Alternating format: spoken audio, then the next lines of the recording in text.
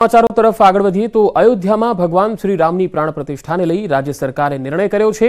22મીએ રાજ્યના સરકારી કર્મચારીઓને અડધી રજા રહેશે। રામ મંદિર પ્રાણ પ્રતિષ્ઠાને લઈને સરકારે આ નિર્ણય કર્યો છે। સરકારી ઓફિસો બપોરે 2:30 વાગ્યા સુધી બંધ રહેશે।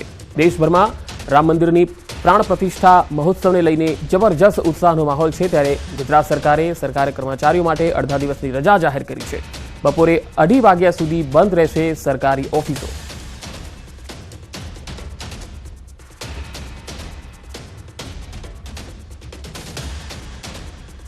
આગળ વધુ સમાચારો પર નજર કરીશું। હાલ રોકાઈશું એક બ્રેક માટે।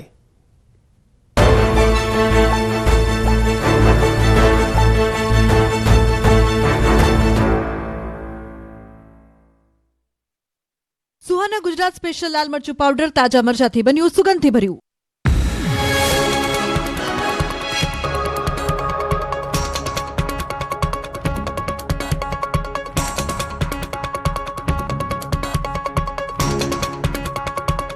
સુહાના ગુજરાત સ્પેશિયલ લાલ મરચું પાવડર તાજા મરચાથી બન્યું સુગંધથી ભર્યું।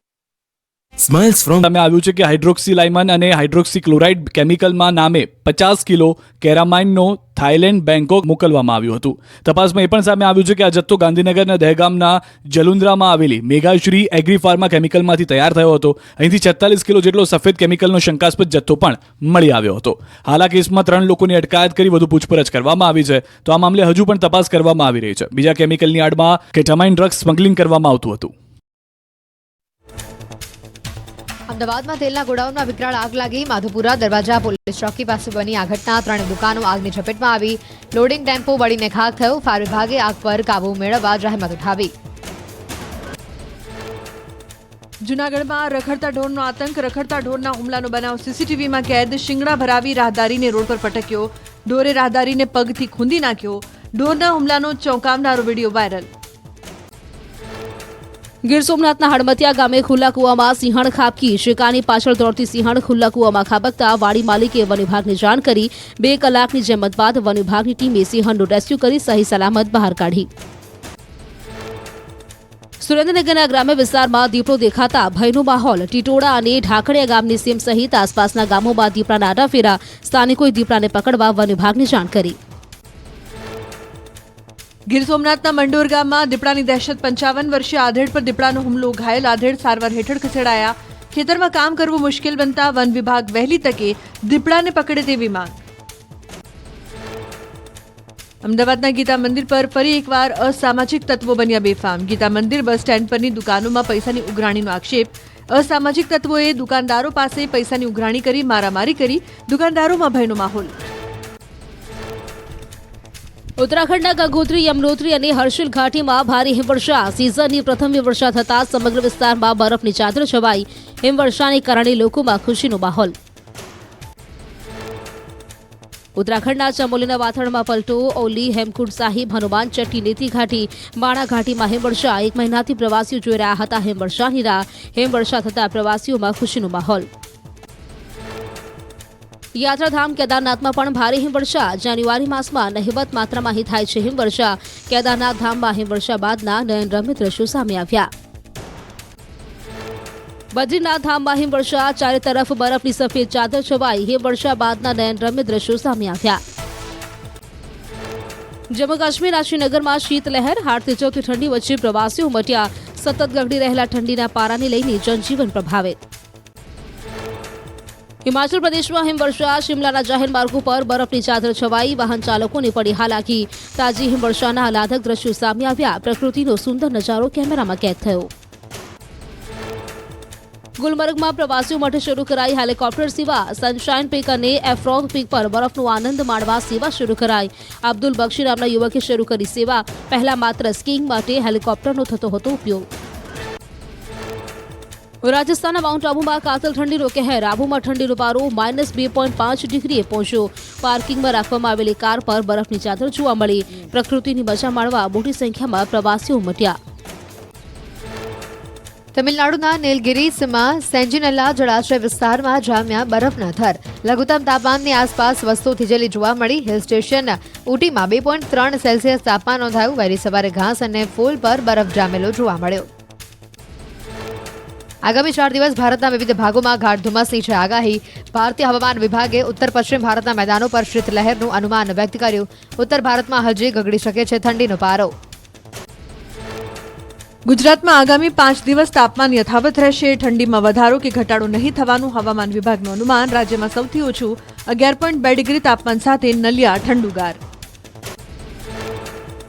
સાબરકાંઠાના વડરાળમાં ઉત્કૃષ્ટ કેન્દ્રમાં 15 દિવસીય ફિલ્ડ ડે કાર્યક્રમનું આયોજન. અલગ અલગ જિલ્લાના ખેડૂતોને બોલાવી શાકભાજીની ખેતી અંગે અપાયું માર્ગદર્શન.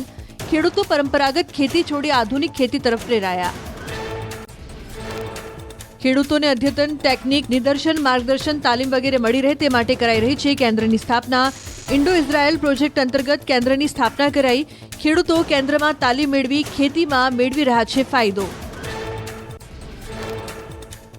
ગીર સોમનાથમાં ઘઉં પકવતા ખેડૂતોની ચિંતા વધી. 2 મહિના પહેલા વાવેલા ઘઉંના પાકમાં સુકારો આવતા ખેડૂતોની ઊંઘ ઉડી ગઈ. 90 દિવસે ઘઉંનો પાક તૈયાર થાય તે પૂર્વે જ સુકાવા લાગ્યો.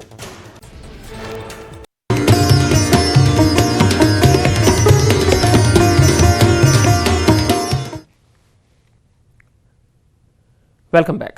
અયોધ્યામાં પ્રાણ પ્રતિષ્ઠા પહેલા મુખ્ય કર્મકાંડ યોજાયો. ગણેશ પૂજન સાથે કર્મકાંડની શરૂઆત થઈ. વિધિ વિધાન સાથે રામલલ્લાને બિરાજમાન કરાશે.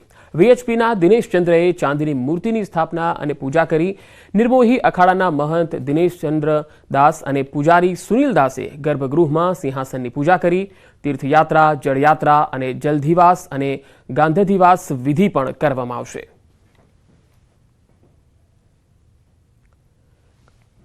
તો રામ મંદિરમાં રામલલ્લાનો ગર્ભગૃહમાં પ્રવેશ અને મૂર્તિ જે હતી તેમને પણ પૂરા પરિસરમાં ભ્રમણ કરાવવામાં આવી હતી. ત્યારબાદ પૂજા વિધિ પણ કરવામાં આવી. અયોધ્યામાં મંદિરની પ્રાણ પ્રતિષ્ઠા ચાલી રહી છે અને 22 જાન્યુઆરીના રોજ હિન્દુઓ માટે ઘરે ઘરે દિવાળી અને ઉત્સવનો દિવસ હશે, જેની તૈયારી કરવામાં આવી રહી છે. જો કે જે મહિલાઓને 9 મહિના જાન્યુઆરીના એન્ડમાં પૂરા થઈ રહ્યા છે તે માતાઓ પણ ઈચ્છા છે કે તેનું બાળક 22 જાન્યુઆરીના દિવસે જન્મે. જો કે બાળક કોઈ પણ તારીખે જન્મે પણ માતા અને પરિવાર માટે તે દિવસ હંમેશા યાદગાર બની જતો હોય છે. જો કે ગાયનેક હોસ્પિટલમાં પણ 22 જાન્યુઆરીને લઈ વિશેષ તૈયારીઓ કરવામાં આવી છે. 22 જાન્યુઆરીના રોજ જે પણ બાળક જન્મ લે તેને પહેરાવવા માટે વિશેષ કપડાં તૈયાર રાખવામાં આવ્યા છે, જેમાં ભગવાનનું બાળ સ્વરૂપ અને જય શ્રી રામ લખાયેલ કપડાં પણ તૈયાર કરાયા છે. જે નેક્સ્ટ અઠવાડિયાનો સ્પેશિયલ ડે છે, ઓબ્વિયસલી આખા આપણા કન્ટ્રી માટે it is 22nd date.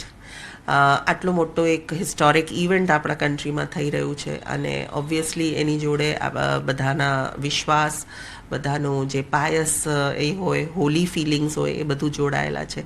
So definitely ઘણી બધી ઇન્ક્વાયરીઝ છે અને ઘણી બધી ડિલિવરીઝ આપણી હોસ્પિટલમાં પ્લાન છે એ દિવસે. એક સ્ત્રી માટે તો તેનું બાળક જે દિવસે જન્મે તે દિવસ કાયમ માટે યાદગાર બની જતો હોય છે. પરંતુ 22 જાન્યુઆરીના રામલલા આવી રહ્યા છે ત્યારે માતા બનવા જઈ રહેલી માતાઓ પણ પોતાનું બાળકનો 22 જાન્યુઆરીના રોજ જન્મ થાય તે માટેનો પ્લાન કરી રહ્યા છે. નોર્મલ ડિલિવરી થાય તેવું પણ ઈચ્છી રહ્યા છે.